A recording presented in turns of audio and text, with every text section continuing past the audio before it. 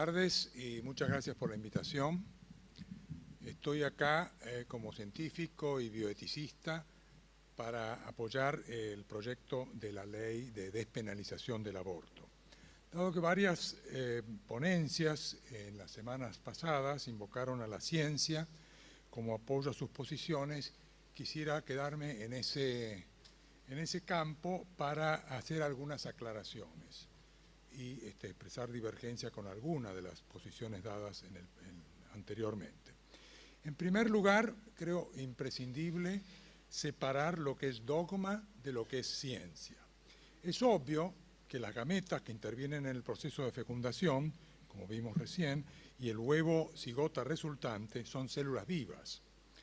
No es legítimo, sin embargo, invocar a la ciencia para expandir ese concepto específico y comprobable sobre la vitalidad de células a un concepto genérico, generalizado e indefinido de vida humana, confundido además con la noción de persona. Ni tampoco situar el comienzo de ambos en el comienzo de la concepción como proponen los dogmas de algunas religiones. La ciencia investiga, crea conocimiento e interpreta fenómenos, en este caso biológicos. La transformación ideologizada de sus hallazgos en slogans y dogmas, además de pseudocientífico, es éticamente reprobable cuando se esgrime política y socialmente para conculcar derechos humanos como lo es la prohibición del aborto. La ciencia no está equipada para responder las preguntas de qué es la persona humana ni cuándo comienza su existencia, pues estos interrogantes pertenecen a los campos de lo filosófico, ideológico, social, cultural y político. De hecho, el momento del comienzo de existencia de la persona, en tanto portadora de derechos y obligaciones, lo define la sociedad mediante legislación, consensuando democráticamente diferentes concepciones de persona humana propuestas por distintas corrientes de los campos mencionados y apoyadas, ojalá, en el conocimiento científico del momento, todo lo cual, por cierto, puede ir cambiando con el tiempo.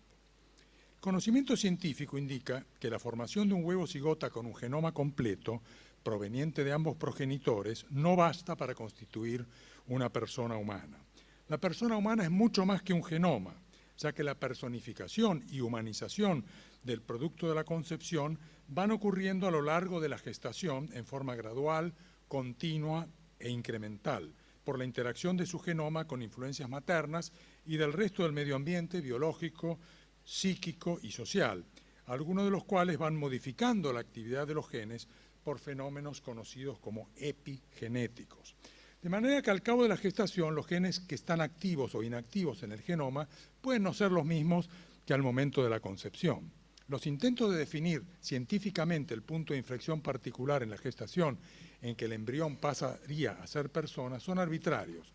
lo que no justifica, por cierto, la invocación también arbitraria de que el huevo fertilizado ya es una persona.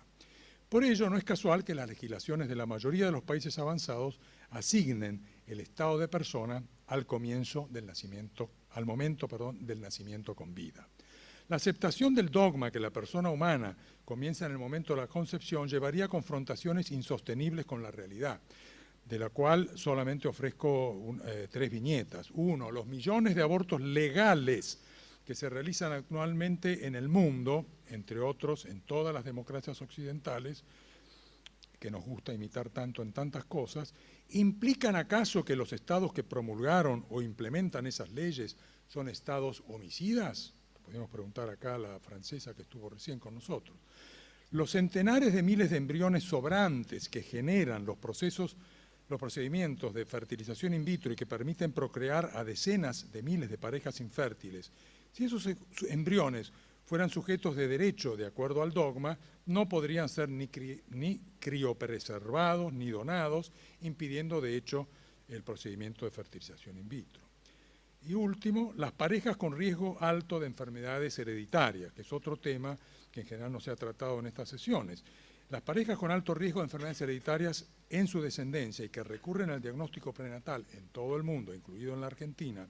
para asegurarse hijos libres de enfermedades graves para las cuales están en riesgo, de acuerdo al dogma antedicho, no tendrían otra alternativa que o abstenerse de tener hijos o arriesgarse a tener hijos afectados con todo el sufrimiento que eso conlleva. Como genetista, debo aclarar que las técnicas de diagnóstico prenatal de las que estoy hablando no son eugenésicas, pues nunca son una imposición del Estado, sino que responden al deseo voluntario de parejas individuales de que su futuro hijo no padezca una enfermedad genética para la cual está en riesgo aumentado. La despenalización del aborto, sí, permitirá que estas técnicas que se realicen también en el sector público y no como hasta ahora solamente al alcance de personas pudientes en el sector privado, y que las que decidan voluntariamente interrumpir un embarazo afectado puedan hacerlo legalmente y no, como hasta ahora, en la clandestinidad. Las propuestas políticas insostenibles tienen corta vida y por ello los abortos legales se realizan y continuarán realizándose en el mundo. La fertilización in vitro goza y seguirá gozando de buena salud,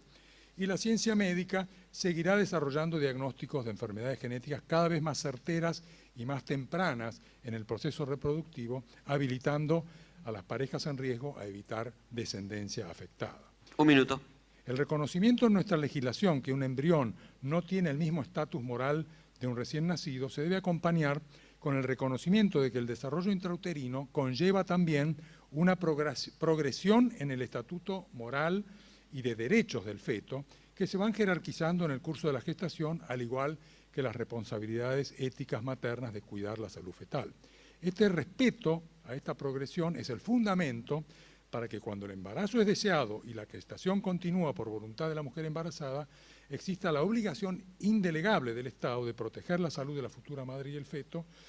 mediante acciones tales como alimentación, atención prenatal y del parto adecuadas y protección de la exposición a factores que pueden ocasionar trastornos en el feto. En conclusión, lejos de disminuir la frecuencia del aborto, su criminalización solo consigue que se practique clandestinamente y en forma insegura, como hemos visto, lo cual es inmoral por generar daño a la salud pública, por violar el derecho a la privacidad de las mujeres y afectar principalmente a las de escasos recursos. La inmoralidad se reviste de hipocresía cuando los mismos que se oponen a la despenalización son los que obstaculizan, de hecho, la educación sexual y el uso de contraceptivos. La implementación de los dogmas morales de las diferentes doctrinas religiosas deben implementarse por las instituciones religiosas entre sus fieles y no deben estar a cargo del Estado laico ni imponerse a la sociedad entera. Y termino, la disyuntiva en nuestro país no es entre aborto sí o aborto no, sino entre abortos legales, seguros y accesibles, como ocurre en más de 60 países donde vive más del 70% de la población mundial, o abortos ilegales e inseguros con consecuencias negativas para la salud y la vida de las mujeres y la sociedad entera, porque no son solo las mujeres las que sufren con esto. La solución a esta disyuntiva, señoras y señores diputados, la tienen ustedes. Muchísimas gracias.